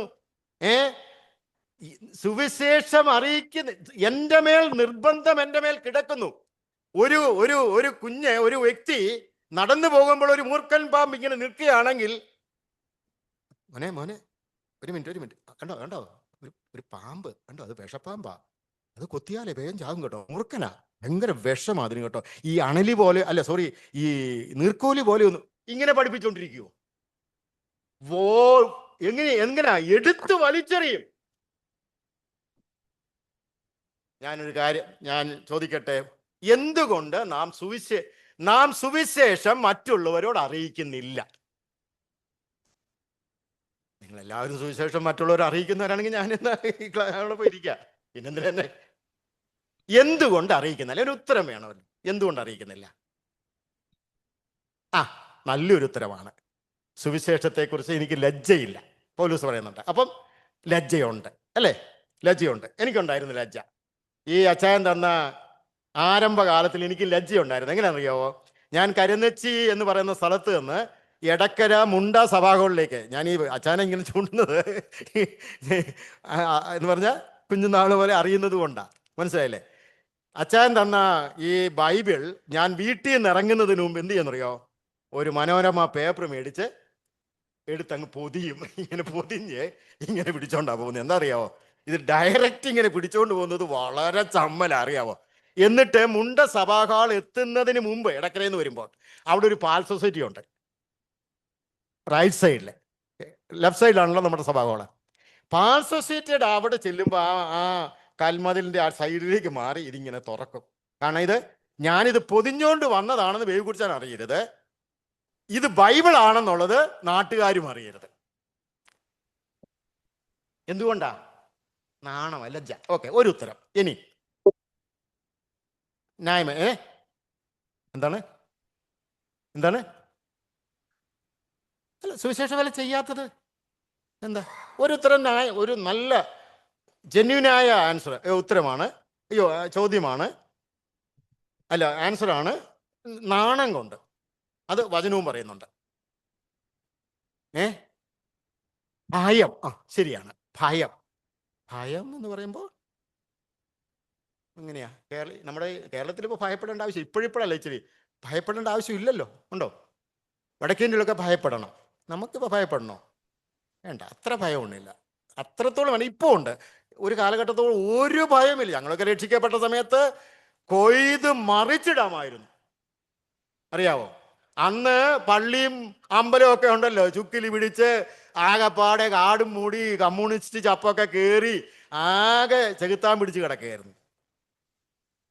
ഇന്ന് ആ അമ്പലവും പള്ളിയും ഒക്കെ ഉണ്ടല്ലോ, അമ്പലങ്ങളൊക്കെ, അവരതിനെ കുളിപ്പിച്ച് കുട്ടപ്പനാക്കി താജ്മഹാൾ പോലാക്കിയിരിക്കുക. പക്ഷെ നമ്മുടെ ദേവാലയങ്ങളോ? നമ്മുടെ ദേവാലയങ്ങളോ? ഞാൻ അട്ടപ്പാടിയിൽ ഒരു സഭാഹോളില് ശുശ്രൂഷയ്ക്ക് പോയപ്പോൾ അവിടെ സഭാഹോളിന്റെ മൂലയ്ക്ക് കുറെ മണൽ കൂട്ടിയിട്ടുണ്ട്. ആ സഭാഹോളിനോട് ചേർന്ന് തന്നെയാണ് ദേവദാസന്റെ വീടും.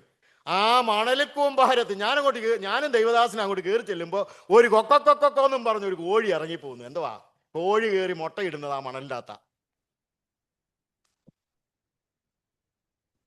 തിരിഞ്ഞുപോയി, കാര്യങ്ങൾ തിരിഞ്ഞുപോയി അല്ലേ?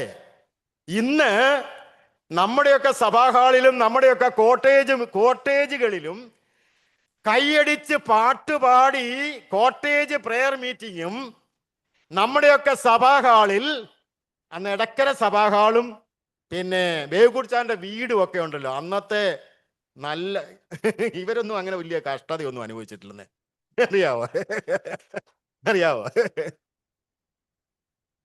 എടക്കര സഭാകൾ അന്നൊരു ഒരു ഒരു ഈ ഷട്ടർ എന്ന് പറഞ്ഞാൽ ഇതിനെ പലക അല്ലേ, അങ്ങനത്തെ ഒരു ഹോള്. പിന്നീടല്ലോ അതിനെ ഡെവലപ്പായത്. ബാക്കി എല്ലാ സഭാകളും എങ്ങനെയാണെന്നറിയാവോ? ചെറ്റ കൊണ്ട് മറച്ച്, ഓലയോ വൈക്കോലോ കൊണ്ട് മേഞ്ഞ് ആ സഭാഹോളിന്റെ ചുറ്റും നിൽക്കുന്ന കാട്ടുമരങ്ങളെല്ലാം വെട്ടിയെടുത്തുണ്ടാക്കി മണ്ണുകൊണ്ടോ, ചിലപ്പോ ചാണകം കിട്ടത്തില്ല. മനസ്സിലായില്ലേ? ചാണകം കിട്ടണമെങ്കിൽ പശുവിന് വല്ലതും കൊടുക്കണ്ടേ? പശു വരെ പട്ടിണിയാ. മണ്ണ് മെഴുകി പുൽപ്പായോ തഴപ്പായ, അത് ആദാമിന്റെ കാലത്തെ പായ, അറിയാവോ? ഓലക്കീറിലാണ് ഇരുന്ന് ദൈവത്തെ പാടി സ്തുതിച്ച്, ഡ്രം അടിച്ച്, കരങ്ങളടിച്ച് ദൈവത്തെ പാടി സ്തുതിച്ച ഒരു കാലഘട്ടം ഉണ്ടായിരുന്നു. ഇന്നോ ഞാൻ പറയട്ടെ, ഒരല്പ ശതമാനമൊക്കെ ജീവൻ ഈ സഭയ്ക്കുണ്ട് കേട്ടോ.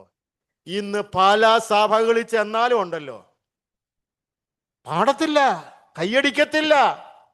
പോയോ, ഭയങ്കര സ്റ്റൈലാണ്, അറിയാവോ? എൻ്റെ സ്റ്റാറ്റസിന് പറ്റിയതല്ല കയ്യടിക്കുന്നതും പാട്ടുപാടുന്നതും ഉറച്ചാമേൻ പറയുന്നതും. എൻ്റെ സ്റ്റാറ്റസിന് പറ്റിയതല്ല. അന്ന് 2ാം ക്ലാസ്സും 3ാം ക്ലാസ്സും 8ാം ക്ലാസ്സും ഗുസ്തിയൊക്കെ പഠിച്ച അപ്പച്ചന്മാർക്ക് നാണമില്ലായിരുന്നു. അവർക്ക് ലോക വിവരമില്ലായിരുന്നു. പക്ഷെ ഈ വിവരം ഉണ്ടായിരുന്നു. ഞാൻ ചോദിക്കട്ടെ, എന്തിനു ഭയപ്പെടണം? എനിവേ, ഭയം. ഓക്കെ, നമുക്ക് ചില വാക്യങ്ങൾ വായിക്കാം. മത്തായിയുടെ സുവിശേഷം 28-ാം അധ്യായം 17-ഉം 20-ഉം 17 തൊട്ട് 20 വരെയുള്ള വാക്യങ്ങൾ വായിക്കാം. അവനെ കണ്ടപ്പോൾ അവർ നമസ്കരിച്ചു. അവനെ കണ്ടപ്പോൾ അവർ നമസ്കരിച്ചു. ആരെ? കർത്താവിനെ കണ്ടപ്പോൾ കർത്താവിനെ നമസ്കരിച്ചു. ചിലരോ സംശയിച്ചു. ഈ കാലഘട്ടത്തിലും അങ്ങനെ 2 കൂട്ടരുണ്ട്. ചിലര് കർത്താവിനെ കണ്ടാൽ അവനെ വിശ്വസിക്കും, കർത്താവിനെ വിശ്വസിച്ച് അവന്റെ പാദത്തിൽ വീഴും.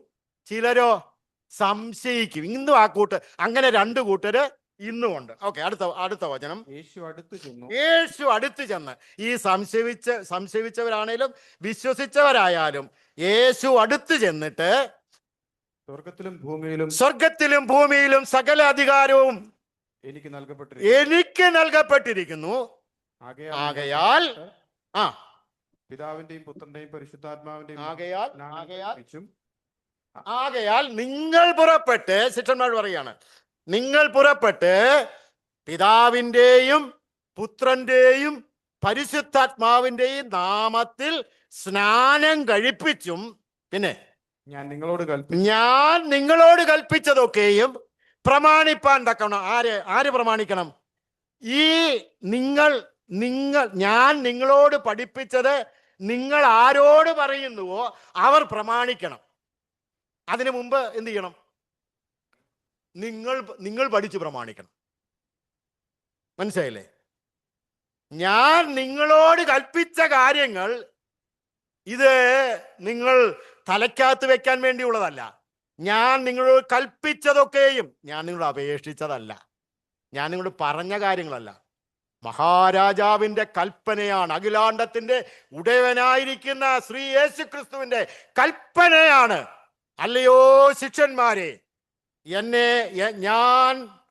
എന്നെ രക്ഷിതാവും കർത്താവുമായി സ്വീകരിച്ച് എൻ്റെ ശിഷ്യന്മാരായി തീർന്ന ദൈവമക്കളെ, ഞാൻ നിങ്ങളോട് ചില കാര്യങ്ങൾ കൽപ്പിച്ചിട്ടുണ്ട്. അതെന്തിനു വേണ്ടിയാണെന്നറിയാവോ? ഞാൻ കൽപ്പിച്ചതൊക്കെയും നിങ്ങൾ പഠിച്ച് നിങ്ങൾ പ്രമാണിക്കണം. ഈ പ്രമാണിച്ച കാര്യങ്ങൾ നിങ്ങൾ എന്ത് ചെയ്യണം? മറ്റുള്ളവരെയും പഠിപ്പിച്ച് അവരെയും എന്ത് ചെയ്യണം? ശിഷ്യരാക്കിക്കൊള്ളണം. ഇനിയിപ്പോ ഇതിനേക്കാൾ കൂടുതൽ ഇനി ആരും എന്ന് പറയാനാ? ഇത് കർത്താവ് പറഞ്ഞ കാര്യമല്ലേ, അല്ലേ? ഇത് നീ ചെയ്താ പോരെ? ഇനിയിപ്പൊ കർത്താവ് പറഞ്ഞത് അനുസരിച്ചില്ല, ഞാൻ പറഞ്ഞാൽ നിങ്ങൾ അനുസരിച്ചാൽ പിന്നെ കർത്താവിനുള്ള വിലയും ബഹുമാനവും എന്തോ? പിന്നെ കർത്താവിനേക്കാൾ വലിയവൻ ഞാനായി പോവില്ലേ? ഇതിപ്പോഴാണോ കേൾക്കുന്ന ഈ വചനം? ചെറിയ ഉത്തരവാദിത്തം. ഒരു വാക്യം കൂടെ വായിക്കാം. 1 Peter 2:9. പത്രോസിന്റെ 1-ാം ലേഖനം 2:9.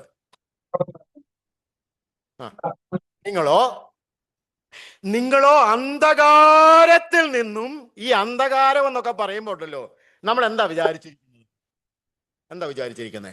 ഈ റൂമിൽ ഇപ്പൊ അന്ധകാരം ഉണ്ടോ? ഇരുട്ടുണ്ടോ? ഉണ്ട്. ഈ മുറിക്കകത്ത് ഇരുട്ടുണ്ട്. ഈ കാണുന്ന വെളിച്ചത്തെക്കാളും ശക്തിയേറിയ ഒരു ലൈറ്റ് ഇങ്ങോട്ടൊന്ന് അടിച്ച് ഒരു വട്ടം കാണാം. ആ വട്ടത്തിന്റെ ചുറ്റും ഒരു കറുപ്പ് കാണത്തില്ലേ? എന്ന് പറഞ്ഞാൽ ഈ മുറിക്കകത്തുള്ള അന്ധകാരം ഈ വെളിച്ചം വന്നപ്പോൾ ഇവിടെ നിന്ന് മാറി ചുറ്റിലേക്ക് മാറിയതാ. ശരിയല്ലേ ഞാനീ പറഞ്ഞത്? ഇന്ന് ലോകത്തുള്ള എല്ലാ വെളിച്ചത്തിലും ഇരുട്ടുണ്ട്. ഇന്ന് ലോകത്തുള്ള എല്ലാ ഇരുട്ടിലും വെളിച്ചവുമുണ്ട്. വെളിച്ചവുമുണ്ട്. വേദപുസ്തകത്തിൽ കർത്താവ് പറഞ്ഞു, ഞാൻ വെളിച്ചമാകുന്നു എന്ന് പറഞ്ഞാൽ അവനിൽ ഇരുട്ടൊട്ടുമില്ല. നിങ്ങളോ അന്ധകാരത്തിൽ നിന്ന് എന്ന് പറയുമ്പോൾ എവിടുത്തെ അന്ധകാരമാ? നിത്യ നരകത്തിലെ അന്ധകാരം. ആ അന്ധകാരത്തിൽ എന്തില്ല? വെളിച്ചമൊട്ടുമില്ല. ഫറവോന്റെ അടിമകളായി ജീവിച്ചതായിരിക്കുന്ന ഇസ്രയേൽ മക്കൾ ഫറവോന്റെ അടിമത്തത്തിൽ നിന്നും രക്ഷ പ്രാപിച്ച് പോരുന്ന ആ സമയത്ത് അവർക്ക് 10 ബാധ, മോശ മുഖാന്തരം 10 ബാധ അവർ മാനസാന്തരപ്പെടാൻ ദൈവം അയക്കേണ്ടി വന്നു. അതിലൊരു ബാധ എന്താണ്? കൂരിരുട്ട്. ആ കൂരിരുട്ട് വന്നപ്പോൾ എന്താ അവർക്ക് സംഭവിച്ചത്? ഇരിക്കുന്നിടത്തുനിന്ന് എഴുന്നേൽക്കാൻ അവർക്ക് കഴിയത്തില്ല. കാരണം എന്താണെന്നറിയോ? ഈ ഇരുട്ടവരെ കയറുകൊണ്ട് അമർത്തി കെട്ടിയിരിക്കുന്നത് പോലെ കെട്ടിവെച്ചിരിക്കുകയാണ്. എന്ന് പറഞ്ഞാൽ ആ ഇരുട്ട് അവർക്ക് സ്പർശിക്കാമെന്നാ പറയുന്നത്. ആ ഇരുട്ടിനെ എന്ത് ചെയ്യാം? അവർക്കിങ്ങനെ തൊടാം. ഇതാണ് വേദപുസ്തകം പറയുന്ന ഇരുട്ടും വെളിച്ചവും എന്ന് പറയുന്നത്. നിങ്ങളോ അന്ധകാരത്തിൽ നിന്ന് അത്ഭുത പ്രകാശത്തിലേക്ക് വരുമ്പോൾ ഇന്ന് ഈ പ്രപഞ്ചത്തിൽ കാണുന്ന ഒരന്ധകാരവും അന്ധകാരമല്ല, അതിൽ വെളിച്ചത്തിന്റെ കണികകളുണ്ട്.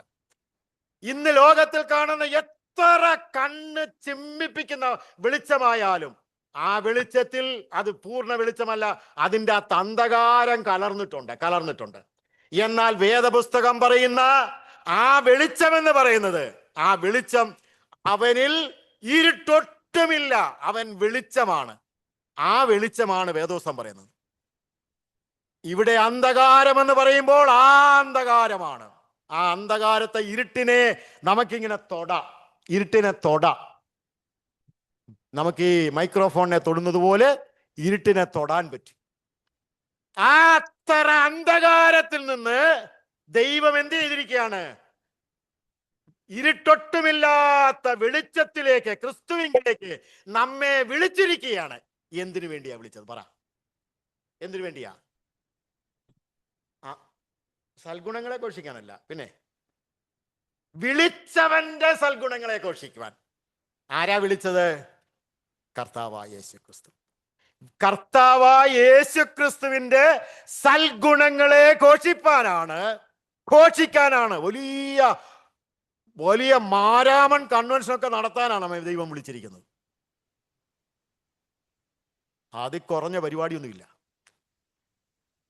അവന്റെ അത്ഭുതം എന്താ? അതാണ് സുവിശേഷം. അതിനാ വിളിച്ചിരിക്കുന്നത്. പിന്നെന്താ ചെയ്യാത്തത് നമ്മൾ? അത് ചെയ്യാത്തത് എന്താ? പറ. ഇനിയും വായിക്കാം. 1 കൊരിന്ത്യൻസ് ചാപ്റ്റർ 9 വേഴ്സ് 16, 16 വാക്യം. വേദവിജ്ഞാനം പെട്ടെന്ന് ഞാൻ സുവിശേഷം അറിയിക്കുന്നുവെങ്കിൽ എനിക്ക് പ്രശംസിക്കാനൊന്നുമില്ല. ഓക്കെ, നിർബന്ധം എന്റെ മേൽ കിടക്കുന്നു. ഞാൻ സുവിശേഷം അറിയിക്കുന്നില്ലെങ്കിൽ എനിക്ക് അയ്യോ കഷ്ടം. രക്ഷിക്കപ്പെട്ട ഒരു ദൈവ പൈതലേ, നമ്മൾ ഈ സുവിശേഷമാണല്ലോ നമ്മളെ രക്ഷിച്ചത്. നമ്മെ രക്ഷിച്ച സുവിശേഷം നാം മറ്റുള്ളവരോട് പറയുന്നില്ലെങ്കിൽ ഇതിൽ പരം കഷ്ടം. നമ്മൾ എത്ര മിടുക്കരായിക്കൊള്ളട്ടെ, നാടൻ ഭാഷ പറഞ്ഞാൽ എന്റെ ദൈവദാസ, പോയി തൂങ്ങിച്ചാകുന്ന നല്ലത്. ഒരു ദൈവവേദന, അയ്യോ കഷ്ടം. എന്നിട്ടും എന്താ ചെയ്യാത്തത്? നമ്മൾ ചെയ്യാത്ത എന്താ? ഇനി ഒരു വാക്യം കൂടെ, എസെക്കിയേലിന്റെ പ്രവചനം, ഓൾഡ് ടെസ്റ്റ്മെന്റ് 3:18-19. ഇത്രയും സമയം വേണം പറഞ്ഞ ഒട്ട നിമിഷം കൊണ്ട് എടുക്കുന്നതാണല്ലോ വേദവിജ്ഞാനമൊക്കെ ബാലസംഘത്തിൽ. എസെക്കിയേൽ 3:18-19. ഞാൻ ദുഷ്ടനോട് ഇത് കർത്താവ് പറയുകയാണ്, ദൈവം പറയുകയാണ്, ഞാൻ ദുഷ്ടനോട് നീ മരിക്കും. എന്ന് ദുഷ്ടനോട് കൽപ്പിക്കുന്നു. ദൈവം ദുഷ്ടനോട് പറയുകയാണ്, നീ മരിക്കും. ആ മരണം എന്ന് പറഞ്ഞാൽ എന്ത് മരണമാ? നിത്യനരകം. അതാണല്ലോ വേദപുസ്തകത്തിൽ മരണം എന്ന് പറയുന്നത് ഈ ജഡത്തിൽ നിന്ന് ജീവൻ പോകുന്നതിനെ അല്ല, നിത്യനാശത്തിലേക്ക് പോകുന്ന മരണമാണ്. മരിക്കും. കണ്ടിന്യൂ. നീ അവനെ ഓർമ്മിപ്പിക്കുകയോ ദുഷ്ടനെ ജീവനോടെ രക്ഷിക്കേണ്ടതിന് ദുഷ്ടനെ ജീവനോടെ രക്ഷിക്കുകയോ അവൻ തന്റെ ദുർമാർഗം വിടും. അവൻ തന്റെ ദുർമാർഗം വിട്ട് അവനെ ഓർമ്മിപ്പിച്ചുകൊണ്ട് ഒന്നും പറയുകയോ ചെയ്യാഞ്ഞാൽ നീ അത് ചെയ്യാഞ്ഞാൽ ദുഷ്ടൻ തന്റെ അകൃത്യത്തിൽ മരിക്കും. അവൻ എന്ത് ചെയ്യും? അവന്റെ അകൃത്യത്തിൽ മരിക്കും എന്ന് പറഞ്ഞാൽ പാപത്തിൽ മരിക്കും. അടുത്ത വാചനം, അവന്റെ രക്തമോ ഞാൻ നിന്നോട് അവന്റെ രക്തം നിന്നോട് ചോദിക്കും. കയ്യിനോട് ചോദിച്ചു, എന്താ എന്തിയെ നിന്റെ സഹോദരൻ? എന്താ ഉത്തരം എന്തായിരുന്നു? ഞാൻ അവന്റെ കാവൽക്കാരനാ. നീ അവന്റെ കാവൽക്കാരനൊന്നുമല്ല, പക്ഷെ അവന്റെ രക്തം നിലവിളിക്കുന്നുണ്ട്.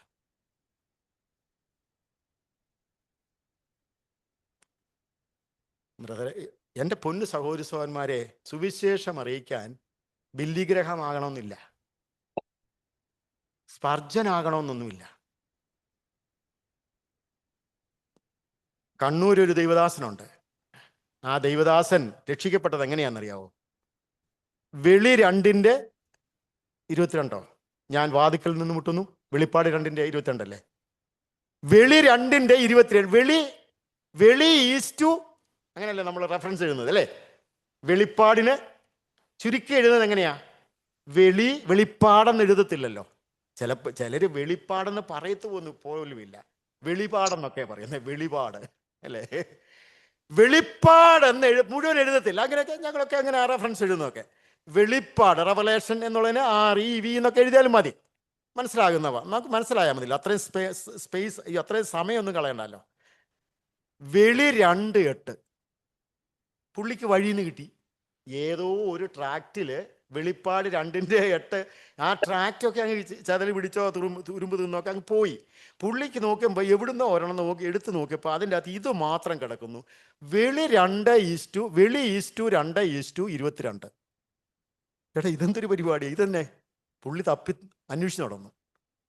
അങ്ങനെയാണ് കണ്ണൂർ തളിപ്പറമ്പിൽ ഒരു ദൈവദാസൻ രക്ഷിക്കപ്പെട്ടത്. 3-ന്റെ സോറി. എന്താ സൈമൺ സാറ് പാടിയത്?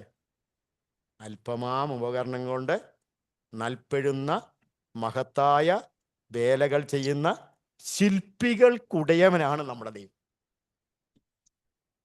അറിയാവോ? എസക്കേൽ സാറിന്റെ പുസ്തകങ്ങൾ പല പുസ്തകങ്ങൾ എഴുതിയിട്ടുണ്ടല്ലോ. ദൈവിക ന്യായവിധി, ഒരുപാട് പുസ്തകങ്ങൾ. രക്ഷയുടെ ഭദ്രത, സഭയും സഭാ മഹോപദ്രവത്തിൽ കൂടെ കടന്നു പോകുക, പ്രശ്നോത്തരി, ചോദ്യോത്തരമാണ്, പ്രശ്നോത്തരി. ഇങ്ങനെ എസക്കേൽ സാറ് 6 പ്രവചന പ്രദീപിക. ആ പുസ്തകങ്ങളിൽ ചിലതൊന്ന് വായിച്ചു നോക്കേ. എന്താ എസക്കേൽ സാർ എഴുതിയിരിക്കുന്നത് അറിയാവോ? സ്വർഗത്തിലെ തിണ്ടികൾ.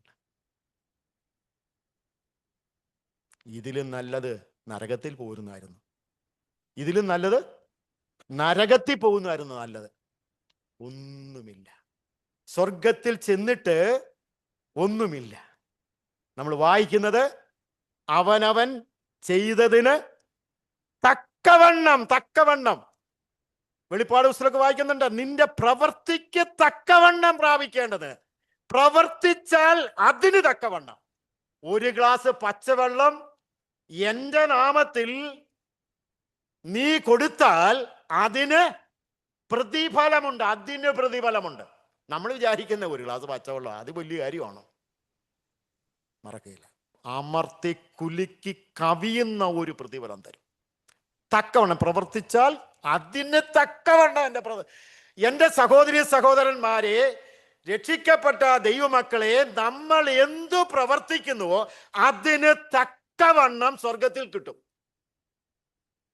നരകത്തിലെ ശിക്ഷയ്ക്കും ഇളവുണ്ട് കേട്ടോ. നരകത്തിലെ ശിക്ഷയ്ക്ക് ഇളവുണ്ട്. നമ്മൾ അതല്ല വിഷയം. അതങ്ങനെയെങ്കിൽ അത് പഠിപ്പിക്കാം. നരകത്തിലും ഈ ലോകത്തിൽ പാപിയാണെങ്കിലും നന്നായി ജീവിച്ച് നമ്മുടെ ലോക കോടതി എല്ലാവർക്കും ഒരേ ശിക്ഷയാണ് കൊടുക്കുന്നത്? അല്ല. അതിനേക്കാൾ എത്രയോ നീതിയുള്ളവനാണ് നമ്മുടെ ദൈവം. ദൈവമക്കളെ, നമ്മൾ പ്രവർത്തിച്ചാൽ ബാലസംഘത്തിലും സൺഡേ സ്കൂളിലൊക്കെ എന്നെ ഈ ബാലസംഘത്തിലൊക്കെ ഞാൻ ഈ പ്രവർത്തിച്ച ആളായതുകൊണ്ട് ഒരുപാട് സഭകൾ എന്നെ സൺഡേ സ്കൂൾ ആനിവേഴ്സറിക്ക് വിളിക്കുന്ന കൂട്ടത്തിൽ അവർ 2-3 ഇതേപോലെ 2-3 ദിവസത്തെ ക്ലാസ്സുകൾ അറേഞ്ച് ചെയ്യും. അങ്ങനെ ഞായറാഴ്ച വൈകിട്ട് സൺഡേ സ്കൂൾ ആനിവേഴ്സറി, ഓക്കെ, അങ്ങനെയൊക്കെ. അപ്പോൾ സൺഡേ സ്കൂളിലൊക്കെ ചെല്ലുമ്പോഴും ബാലസംഘത്തിലൊക്കെ എന്താ, ഈ 1ാം സമ്മാനം, 2ാം സമ്മാനം, 3ാം സമ്മാനം ഇതൊക്കെ ഇങ്ങനെ മേടിക്കും, അല്ലേ? മേടിക്കും. ആ 1ാം സമ്മാനക്കാരൻ്റെ 1ാം സമ്മാനക്കാരിയുടെ ഒക്കെ വരവ് കാണണം. ഓ അല്ലേ, എന്തൊരു ഗമയാണ് അല്ലേ? അവസാനം 1ഉം 2ഉം 3ഉം കഴിഞ്ഞിട്ട് ഒരു സമ്മാനമുണ്ട്, പ്രോത്സാഹന സമ്മാനം. അതൊരു പെൻസിലോ അല്ലെങ്കിൽ ഒരു മഗ്ഗോ അല്ലെങ്കിൽ ഒരു സോപ്പ്, ഇന്ന് സോപ്പ് കിട്ടിയൊന്നുമില്ല, ഇത് വല്ലതും ആയിരിക്കും, ഒരു പെന്നോ വല്ലതും ആയിരിക്കും. പ്രോത്സാഹന സമ്മാനം ഇരിക്കട്ടെ. സ്വർഗത്തിൽ പ്രോത്സാഹന സമ്മാനം ഇല്ല കേട്ടോ. സ്വർഗത്തിൽ നമ്മുടെ കർത്താവ് അത്രയും കരുണയുള്ളവനൊന്നും അല്ല. അത്രത്തോളം കരുണ കർത്താവിന് നമ്മളോടില്ല. ബാലസംഘത്തിന്റെ സെക്രട്ടറിക്കുള്ള കരുണയുടെ അവിടെ പ്രോത്സാഹന സമ്മാനമില്ല. നാം പ്രവർത്തിച്ചാൽ അടുത്ത വചനം, ഒരു വചനം കൂടെ, 33:8-9 ഇതെല്ലാം അവിടെ കാണാൻ കഴിയും. ഇനി ഒത്തിരി വാക്കുകൾ ആ നിലയിൽ ഞാൻ എഴുതിയിട്ടുണ്ട്. ഒരു വചനം കൂടെ ഞാൻ വായിക്കാം. ഇപ്പോഴും ഉത്തരം കിട്ടിയിട്ടില്ല കേട്ടോ. എസ്തേർ 4:14. എസ്തേർ 4 മോർദെഖായി എസ്തേറിനോട് ചോദിക്കാം. എന്താണ് എസ്തേർ 4:14? നീ ഈ സമയത്ത് മിണ്ടാതിരുന്നാൽ യഹൂദന്മാർക്ക് മറ്റൊരു സ്ഥലത്ത് നിന്ന് രക്ഷ വരും. നീ ഈ സ്ഥലത്ത് ദൈവം മുൻനിയമിച്ച ഒരു വ്യക്തി പോലും നശിച്ചു പോകുകയില്ല. പിതാവ് ആകർഷിക്കാതെ ആരും, പുത്രൻ ആകർഷിക്കാതെ ആരും പിതാവിന്റെ അടുക്കിലേക്ക് വരികയില്ല. ദൈവം മുന്നറിഞ്ഞവരെ തന്റെ പുത്രൻ മുഖാന്തരം ദൈവം വിളിക്കും. ദൈവത്തിന്റെ സർവജ്ഞാനത്തിൽ ദൈവത്തിനറിയാം ആരെല്ലാം രക്ഷിക്കപ്പെടും. സോറി, അതൊക്കെ വലിയ പ്രശ്നം ഉണ്ടാക്കുന്ന വിഷയങ്ങളാണ്, പക്ഷേ അത് വിട്ടുകളയുക. ദൈവം മുൻ നിയമിച്ചവരെ ലോകസ്ഥാപനത്തിന് മുൻപേ പിതാവായ ദൈവം കർത്താവായ യേശുക്രിസ്തുവിൽ കൂടെ നമ്മെ വിളിച്ചിട്ടുണ്ട്, നമ്മെ കണ്ടിട്ടുണ്ട്, ലോകം സ്ഥാപിക്കുന്നതിന് മുമ്പ്. എന്നായി ലോകം സ്ഥാപിച്ചത്? യേശുക്രിസ്തു ജനിച്ചിട്ട് ഇപ്പം എത്ര വർഷമായി? ഏകദേശം 2026 വർഷമായി, അല്ലേ? BC 4 2026 വർഷമായി, 22 വർഷമായി. ആദാമിനെയും ഹവ്വായും ഉണ്ടാക്കി തന്ന 4000, അങ്ങനെ വേദോസ്തലില്ല കേട്ടോ, എത്രയോ. ആദാമിനെയും ഹവ്വായും ഉണ്ടാക്കിയിട്ട് 4000 വർഷം, ശരിയാണ്, 4000 വർഷമായി. ഈ ലോകം സ്ഥാപിച്ചിട്ട്, ഈ പ്രപഞ്ചം സ്ഥാപിച്ചിട്ട് എത്ര വർഷമായി? ആദിയിൽ ദൈവം ആകാശവും ഭൂമി സൃഷ്ടിച്ചു. അത് എത്ര വർഷമായി? അറിയത്തില്ല. എത്രയോ കോടി, ചില ഫോസിൽസ് ഒക്കെ കണ്ടിട്ട് ഇതിന് ഇത്ര കോടി വർഷത്തിന്റെ പഴക്കമുണ്ട്. പക്ഷെ നിങ്ങളുടെ ബൈബിൾ പ്രകാരം നോക്കിയാൽ തെറ്റുന്നല്ല, ഒരു തെറ്റുമില്ല. ആദിയിൽ ദൈവം ആകാശവും ഭൂമിയും സൃഷ്ടിച്ചു. അത് എന്നാണെന്ന് നമുക്കറിയത്തില്ല. ആ സൃഷ്ടിച്ച ആ ഭൂമിയിൽ വാസമുണ്ടായിരുന്നു, മനുഷ്യവാസം, ജന്തുക്കൾ, കെട്ടിടങ്ങൾ, ഇതെല്ലാം ഉണ്ടായിരുന്നു. അത് പാഴ്ശൂന്യവുമായി തീർന്നു. അതെന്ത് ചെയ്തു? അത് പാഴ്ശൂന്യമായി തീർന്നു. എങ്ങനെ പാഴ്ശൂന്യമായി തീർന്നു? പ്രധാന ദൂതനായിരിക്കുന്ന ലൂസിഫർ അവൻ ഒരു ദൂതനായിരുന്നു. ഗബ്രിയേൽ, മിഖായേൽ എന്നൊക്കെ പറയുന്ന പോലെ ഒരു ദൂതനായിരുന്നു. അവൻ എന്ത് ചെയ്തു? നിഗളിച്ചു, ഹൃദയത്തിൽ നിഗളിച്ചു. അതുകൊണ്ടാണ് തീത്തോസിലെ പൗലോസ് പറയുന്നത് തിമോത്തിയോസിന്റെ ലേഖനത്തിൽ, നിഗളിച്ചിട്ട് പിശാചിന് വന്ന ശിക്ഷാവധിയിൽ അകപ്പെടാതിരിക്കാൻ പുതിയ ശിക്ഷനുമാരുത്. ഏതെങ്കിലും ഉത്തരവാദിത്ത സ്ഥാനങ്ങളൊക്കെ കൊടുക്കുന്നത് സഭയിലേക്ക് ഇന്നലെ വന്ന വ്യക്തിയെ അവന്റെ ലോകപ്രകാരമുള്ള ഉയർച്ച നോക്കിയിട്ട് സഭാകാര്യങ്ങൾ കൊടുക്കാൻ പാടില്ല. എന്തു പറ്റും? നിഗളിച്ചു പോകും. നിഗളമെന്ന് പറയുന്നത് ഒരു പാപമല്ല, അതിൽ നിന്ന് അനേക പാപങ്ങൾ വരും. ഈ പാട്ടൊക്കെ അറിയുന്നവർക്കൊക്കെ അറിയാം, ഒരു രാഗത്തിൽ നിന്ന് പല രാഗങ്ങളുണ്ടെന്നാ പറയുന്നത്. കേട്ടിട്ടുണ്ട്, ഞാനിങ്ങനെ കേട്ടിട്ടുണ്ട്.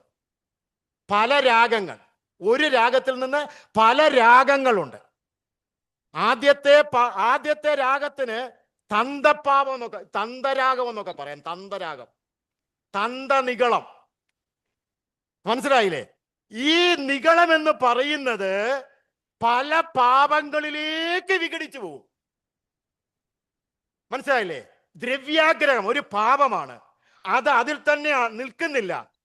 മനസ്സിലായില്ലേ? അത് അനേക പാപങ്ങൾക്ക് കാരണമായി തീരും. ഇതുപോലെ പിശാച് നിഗളിച്ചു. എന്താ നിഗളിച്ചത്? ഞാൻ സമയം ഒന്നല്ലേ അച്ഛാ പറഞ്ഞു, ഞാൻ അത്യുന്നതനു മീതെ ഉയരും.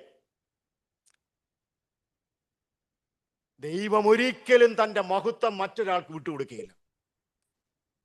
തന്റെ മഹത്വം വേറെ ആൾക്ക് വിട്ടുകൊടുക്കുകയില്ല.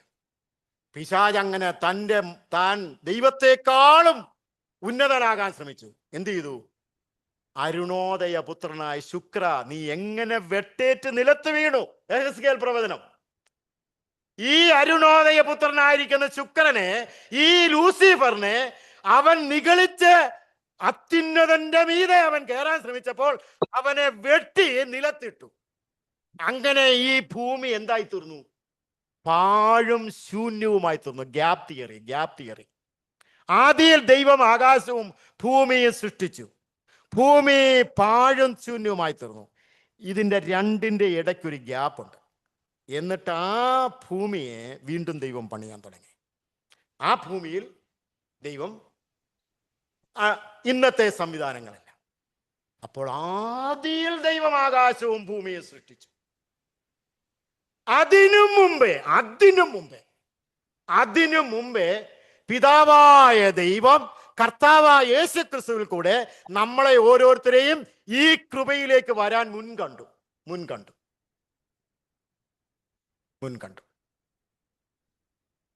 നാം ആരാണ്? എന്നിട്ട് എന്ത് നമ്മൾ ഇപ്പോഴും ഉത്തരം കിട്ടിയിട്ടില്ല. നാളത്തെ ക്ലാസ്സിൽ പറഞ്ഞാൽ മതി. എന്തുകൊണ്ട് ശരിയായ ഉത്തരം കിട്ടിയിട്ടില്ല? ഞാൻ പറയാം. പക്ഷേ സോഹൻ അവിടെ ഒന്ന് ഇരിക്കുന്നു പറയരുത്. ശരിക്കുള്ള ഉത്തരം ഞാൻ പറയാം. ശരിക്കുള്ള ഉത്തരം അതാണ്. അത് നാളെ പറയാം. ദൈവം നമ്മളെ സഹായിക്കട്ടെ. സ്വർഗത്തിൽ ചെല്ലുമ്പോൾ നമ്മൾക്ക് മക്കളും കൊച്ചുമക്കളും ഒക്കെ അല്ലേ, പിള്ളേരൊക്കെ കൊച്ചുമക്കളൊക്കെ വന്നിങ്ങനെ അപ്പൻ്റെ അമ്മയുടെയും ഒക്കെ ചുറ്റും ഇങ്ങനെ കളിക്കുകയും മറിയുകയും, സ്വന്തം പിള്ളേരെയൊക്കെ ഉണ്ടല്ലോ അടുപ്പിക്കത്തില്ലായിരുന്നു അപ്പനും അമ്മയും അല്ലേ, ഭയങ്കര സ്ട്രിക്റ്റ് ആയിരുന്നു. കൊച്ചുമക്കളോ താലേ കയറി ഇറങ്ങിയാലും ഒരു കംപ്ലൈന്റും ഇല്ല. സ്നേഹം. സ്വർഗത്തിൽ ചെല്ലുമ്പോൾ നമുക്ക് ചില മക്കൾ വേണം കേട്ടോ. ഒരാളെയെങ്കിലും തീയിൽ നിന്ന്. കർത്താവിന്റെ നാമം വാഴ്ത്തട്ടെ.